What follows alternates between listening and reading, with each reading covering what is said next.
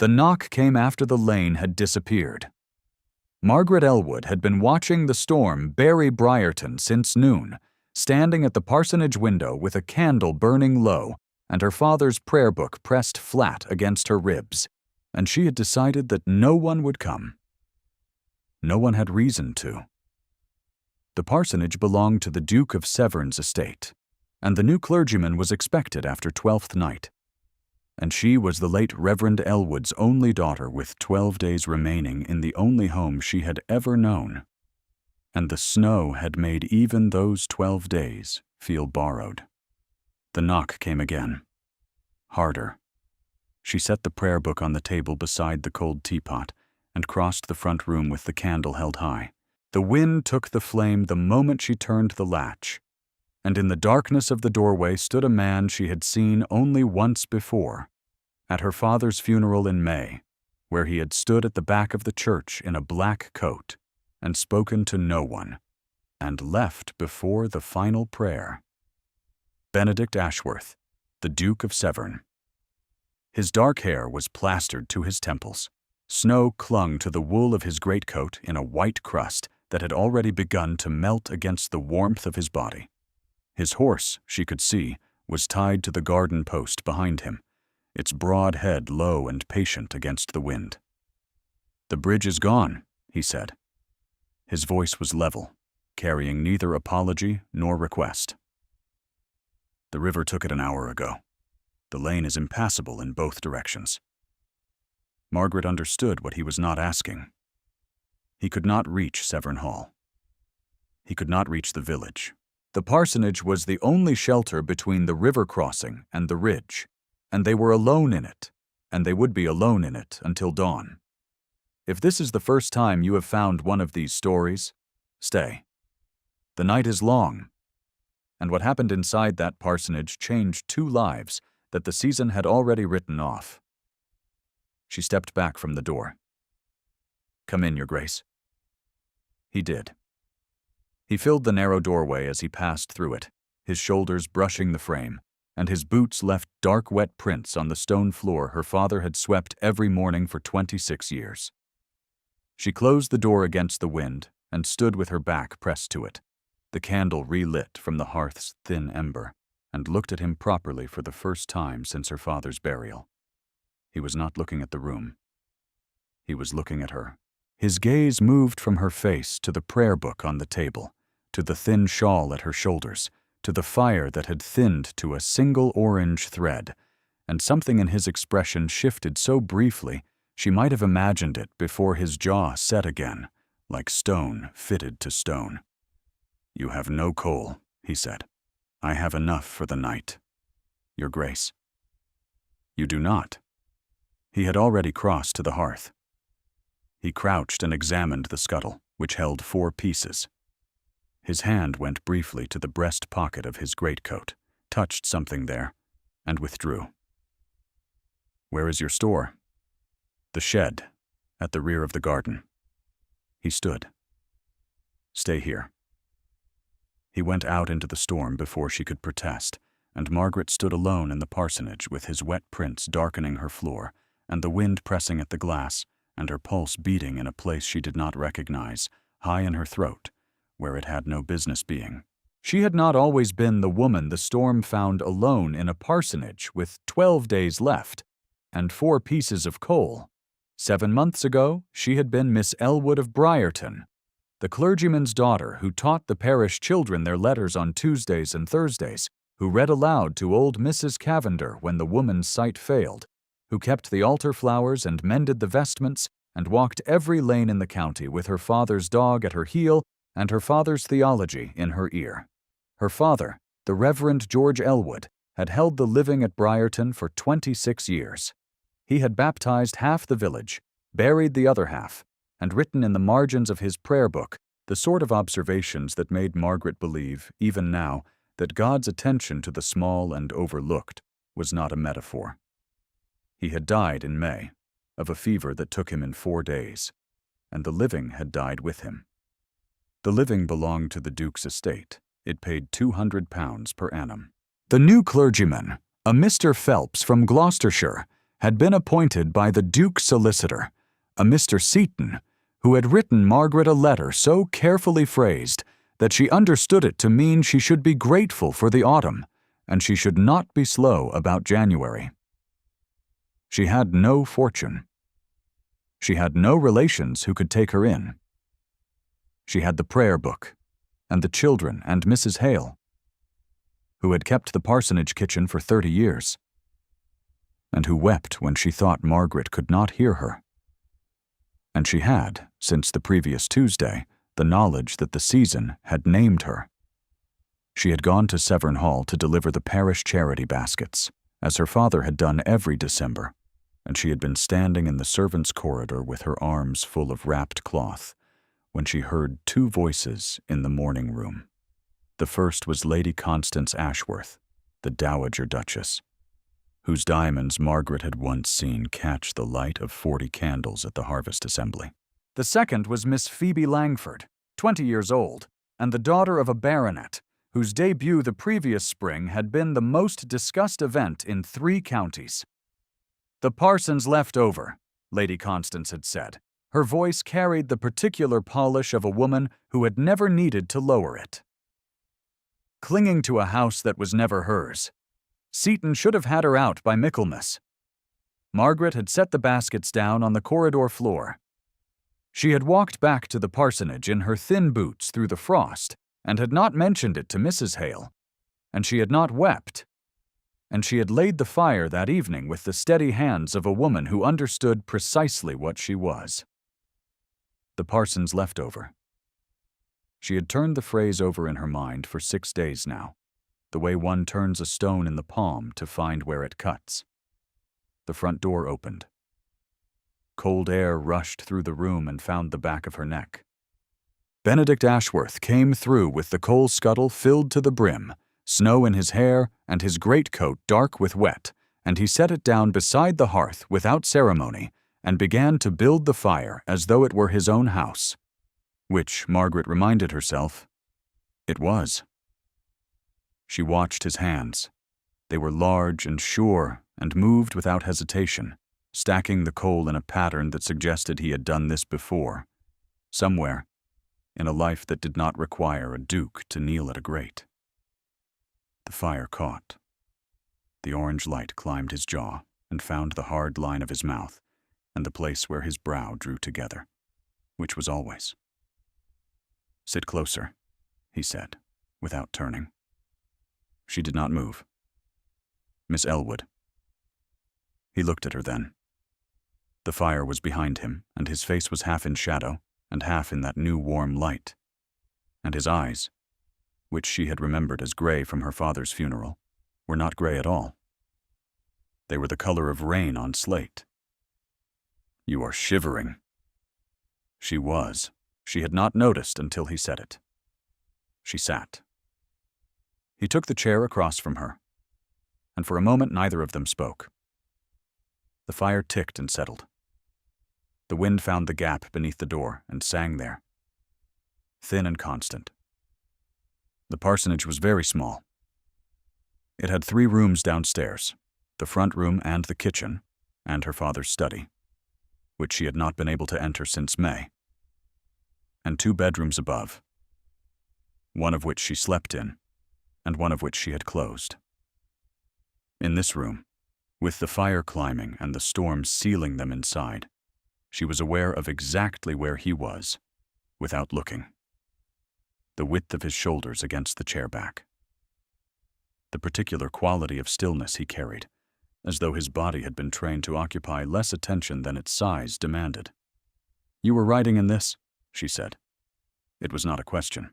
"I was inspecting the lower fields. The storm came faster than expected. The lower fields border the river. You would have had to cross the bridge to reach them." He looked at her with an expression she could not name. "You know the estate." "I have lived on it for 23 years, Your Grace. I know where the river floods." Something changed in his face. Not a softening, exactly. A recalibration. As though he had expected one thing and received another, and had not decided what to do with the difference. The silence held. Margaret's hand went to the prayer book on the table, a reflex so old it preceded thought, and she opened it to the page where her father had written, in his careful slanting hand, "God does not overlook. He overattends." The small receives more of his notice, not less, because it requires more looking. "Your father's?" he asked. "Yes." "You read it often." It was not a question either. She closed the book gently. "Every evening." His hand went again to his breast pocket, that same brief unconscious gesture she had seen at the door, and again withdrew. Whatever he carried there, he did not intend to show her. The wind shifted. A sound came from the back of the house, thin and sharp, and Margaret was on her feet before she understood why. It was not the wind. It was a voice, a child's voice, calling from the stable outbuilding where Thomas, the groom's boy who tended the Duke's horse when it was stabled at the parsonage, sometimes sheltered when the weather turned. "Thomas," she said, and she was already pulling her shawl tight and crossing to the kitchen door. "Where are you going?" "The boy is in the stable. He is 9 years old, Your Grace, and he is alone." She did not wait for permission. She went out through the kitchen door into the storm, and the cold struck her like a wall of moving glass, and she could not see the stable for the snow. And she walked toward the sound of his voice, with her arms wrapped around herself, and her thin shoes soaking through in 3 steps. She found the stable door by feel, and hauled it open, and found Thomas huddled against the far wall beneath a horse blanket, his face white and his lips the color of chalk. "Come," she said, and she wrapped him in her own shawl and lifted him, though he was heavy and her arms shook, and she carried him across the yard toward the kitchen light. She did not see Benedict Ashworth until he was beside her. He took the boy from her arms without asking, and his hand, as it passed beneath Thomas's weight, brushed her wrist. The contact lasted less than a second. Her skin remembered it for the rest of the night. He carried Thomas inside and set him on the kitchen bench and said, "Blankets." And Margaret brought them from the chest in the hall, and together they wrapped the boy until the color began to return to his face. She heated broth on the kitchen fire, the last of what Mrs. Hale had brought yesterday, and she knelt beside Thomas and fed it to him with a steady hand, and spoke to him in a low voice about nothing, about the snow, about the horse, about whether the cat at the vicarage had had her kittens yet, until his eyes closed and his breathing evened, and he slept. She looked up. Benedict Ashworth was standing in the kitchen doorway, and he was watching her.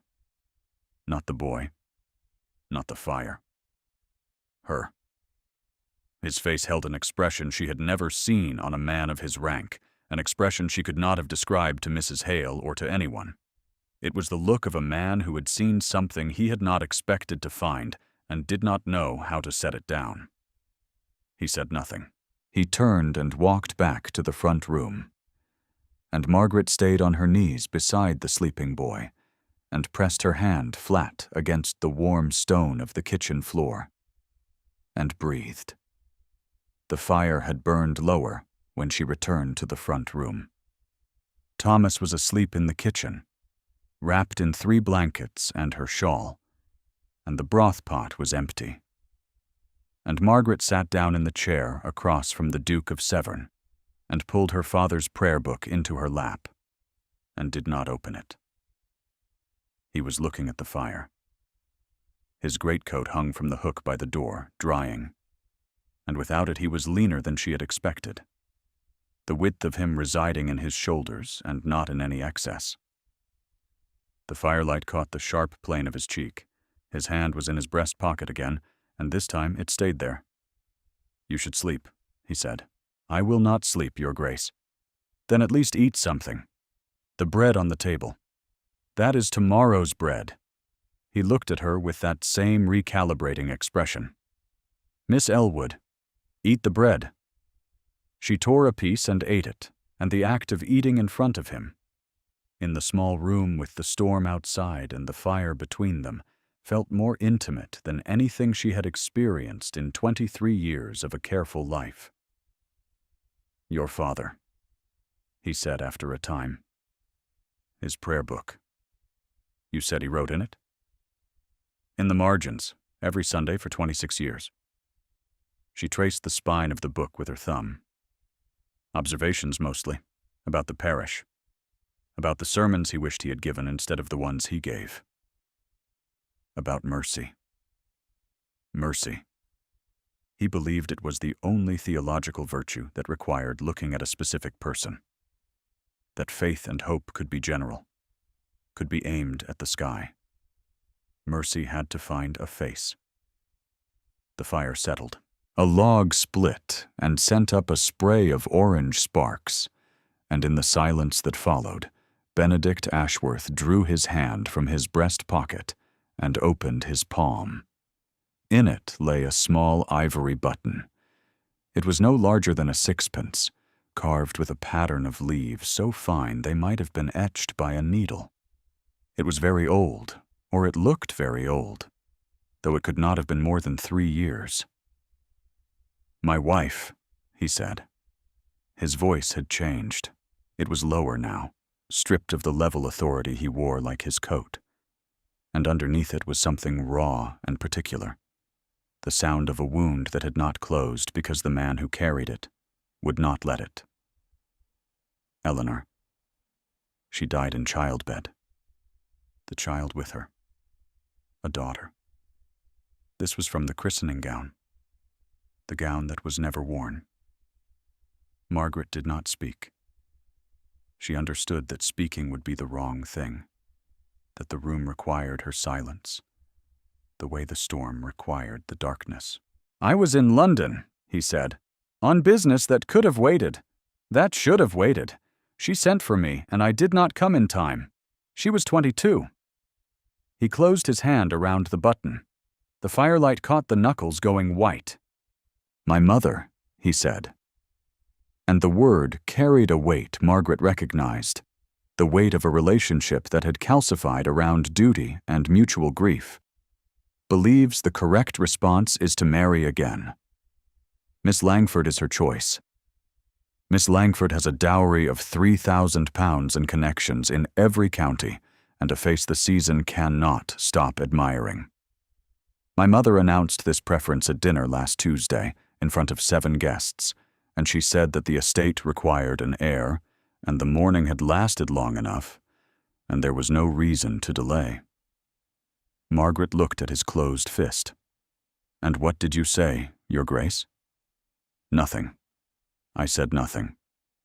He looked at her, and his eyes in the firelight were not slate, not gray, not any color she could have named. "I have been saying nothing for 3 years, Miss Elwood. It is the only language I know." She held his gaze. She did not look away, and she did not fill the silence with comfort, and she did not reach for his hand, though her own hand, resting on the prayer book, trembled once and was still.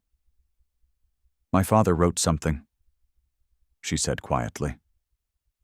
"In the margin beside the service for the burial of the dead, he wrote, 'Grief is not the opposite of living. Grief is living in a room where someone used to be. You do not leave the room. You learn to sit in it.'" The fire cracked. The wind pressed at the window glass. The ivory button stayed closed in his fist, and Margaret Elwood sat across from the Duke of Severn in the parsonage that had 12 days left, and understood, with a clarity that frightened her, that she was not afraid of him. She was afraid of the warmth spreading beneath her ribs in the place where her body had decided something her mind had not yet permitted.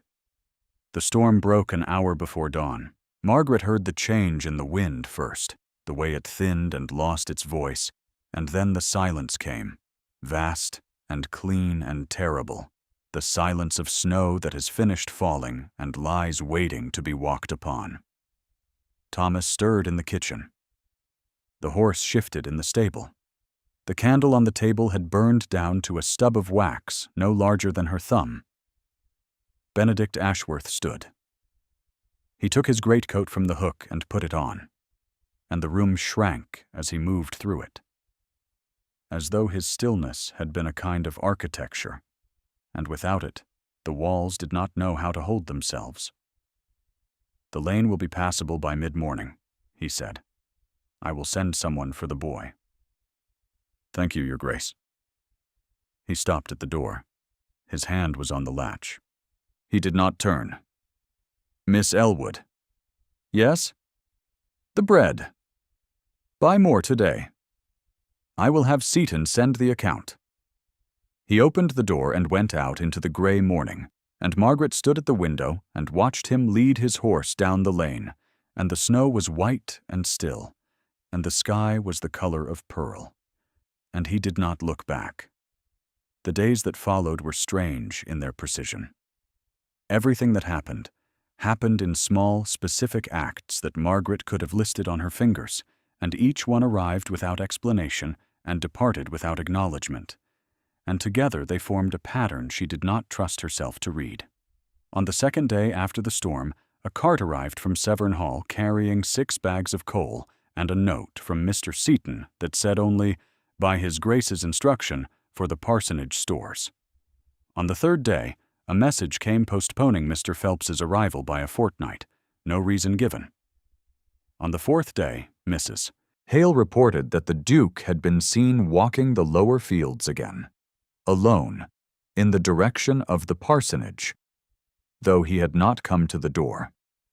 "He is not a man who walks without purpose," Mrs. Hale said, standing in the kitchen with flour on her hands and a look on her face that Margaret chose not to examine. 26 years I have watched the masters of that house, and not one of them walked a field twice unless something in it needed tending. Margaret said nothing.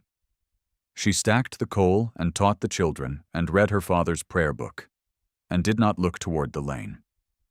On the 5th day, she received an invitation to dine at Severn Hall.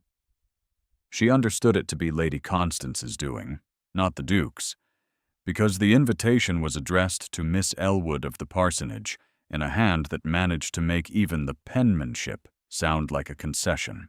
She went because refusing would have been worse, and she wore the gray wool dress that was the best she owned, and she sat at the far end of a table set for 14 and ate food she could not taste while the candles burned in their silver holders and the portraits watched from the walls. Lady Constance sat at the head. Miss Phoebe Langford sat at her right, in a gown of cream silk that caught the candlelight like water.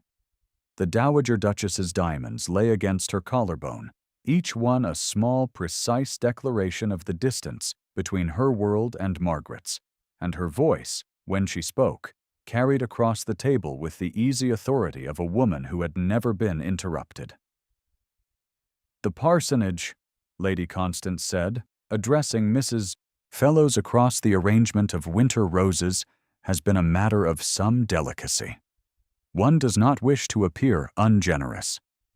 The girl's father was a good man in his way. His services were adequate. The difficulty is that the living is not a pension, and one cannot maintain a house for the benefit of the parson's leftover." She said it lightly. She said it as one might say the weather has turned, or the pheasant is overcooked. 7 guests heard it. Margaret heard it. Phoebe Langford heard it and looked down at her plate. Benedict Ashworth, seated at the opposite end of the table, set down his glass. The sound it made against the linen was very small and very precise, and Margaret, who was not looking at him, heard it as clearly as if he had spoken. He did not speak. He did not correct his mother. He picked up his glass again and drank. And the dinner continued. And Margaret sat in her gray wool dress at the far end of the table, and kept her hands still in her lap, and breathed through the place in her chest where the phrase had landed. She walked home alone through the cold, and the stars were out, and the snow was crusted with ice that cracked beneath her shoes, and she held her father's prayer book in both hands, and recited, under her breath, the passage he had marked beside the psalm for evening, which said, "The Lord keeps watch over the stranger. He sustains the fatherless."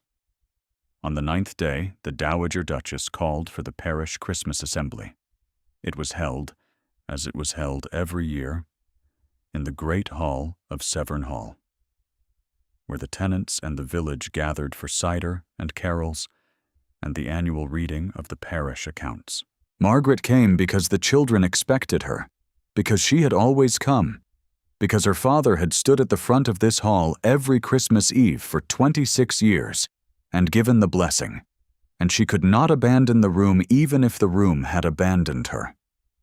If Margaret's stillness has held you this far, stay a little longer. The assembly is about to begin, and what happens next is the reason this story exists. She stood near the back, beside Mrs. Hale, in her gray dress with her prayer book in the pocket of her cloak. The hall was warm and bright. The tenants filled the benches. The children she taught sat in a row near the front, their faces clean and serious. Miss Langford stood beside the dowager near the hearth, in a gown of ice-blue silk, and her face was composed, and her posture was perfect, and her hand rested on Lady Constance's arm with the comfortable authority of a woman who had already been chosen. Lady Constance raised her voice. The hall quieted. She spoke of the parish, of the year's blessings, of the estate's continued prosperity. And then she paused. And her pause had the quality of a woman who has rehearsed the next sentence and finds it satisfying. "I am pleased to share," she said, "that the season will soon bring a joyful occasion to Severn Hall. My son, the Duke of Severn, and Miss Phoebe Langford are to be engaged. The announcement will be made formally at 12th night." The hall stirred. Faces turned. Hands were clasped. Mrs. Fellows leaned toward the woman beside her and said in a carrying whisper that the back of the hall received as clearly as the front, "Well, the parson's leftover can hardly have expected otherwise. Lady Constance was always going to see to it." Margaret did not move. Her hand, inside the pocket of her cloak, found the prayer book and held it, and her body, which had spent 23 years learning to absorb the verdicts of rooms, absorbed this one too. She breathed in. She breathed out. The air tasted of cider and pine, and the particular quality of public certainty, the kind that settles over a crowd when it believes a story has ended. She looked for Benedict Ashworth, and did not find him. His chair at the front of the hall was empty. She turned to Mrs. Hale. "I will go now. Margaret, I will write to the registry in Bath. There will be a position somewhere. A governess, perhaps. A companion." She paused. "I have always been good at being useful in rooms that are not mine." Mrs. Hale's hand found her arm. "He was not there, Margaret. He was not there when she said it." "It does not matter whether he was there, Mrs. Hale. It matters that it was said, and that no one in the room believed it was wrong." She was halfway to the door when it opened. Benedict Ashworth stood in the entrance to the great hall in a coat still dusted with snow, his dark hair disordered, his jaw set in that line she had first seen in the parsonage doorway on the night of the storm. He had ridden from somewhere. The mud on his boots said the lower fields. The paper in his hand said, "Mr. Seaton." The hall went silent. Not the gradual quieting of a crowd that senses something coming, not the polite hush of attention offered. Silent. The complete and sudden absence of sound that happens when a room full of people recognizes, in the same instant, that power has entered it. He looked at his mother. He looked at Miss Langford. He looked at the assembled tenants and the village and the children in their row. And then he looked at Margaret Elwood, who was standing 3 paces from the door in her gray wool dress with her hand on her father's prayer book. And his face, which she had watched hold its discipline through an entire night in the parsonage, through coal and storm, and the naming of his dead wife, broke. It did not break dramatically. It broke the way ice breaks over a river in early spring, one clean line appearing where there had been none, and beneath it something moving. Something that had been moving all along. He crossed the hall. 3 strides. The floorboards sounded beneath his boots. Every face in the room turned. Lady Constance's hand tightened on the arm of her chair. Phoebe Langford's lips parted and closed again, and something passed across her face that was not anger, but recognition. The slow, terrible recognition of a woman who understands, for the first time, that the story she was promised was never hers. He stopped in front of Margaret, close enough that she could see the snow melting in his hair, close enough that she could feel the cold still clinging to his coat. His hand, the hand that had carried the coal scuttle and lifted the stable boy and held the ivory button in the firelight, reached into the pocket of his coat and produced a folded document bearing Mr. Seaton's seal. The hall held its breath. Miss Elwood is to be my wife. 7 words. He did not raise his voice. He did not need to. The words landed in the silence the way a stone lands in still water, and the silence held them, and the room heard them, and Margaret Elwood heard them, and her hand, still resting on the prayer book in her pocket, went still. Lady Constance stood. Her diamonds caught the light, each one a small, bright protest. Benedict, you cannot possibly mean to disgrace this family by choosing a woman with no fortune, no name, no connections. She is a clergyman's daughter. She is nothing. She carried a child through a storm, he said, in shoes that were falling apart. With a shawl she gave away. His voice had not changed. It was level and low and final. You have made your announcement, Mother. I have made mine. Mr. Seaton holds the settlement.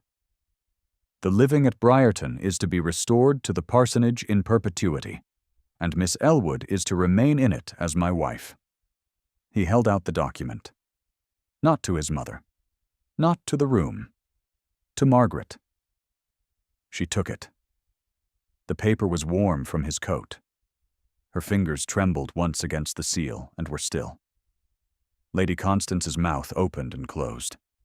Her hand, which had rested on the arm of her chair with such confident authority all evening, dropped to her side. She looked at her son. She looked at the room. She sat down slowly, and the diamonds at her collarbone caught the candlelight one final time and went dark against her dress.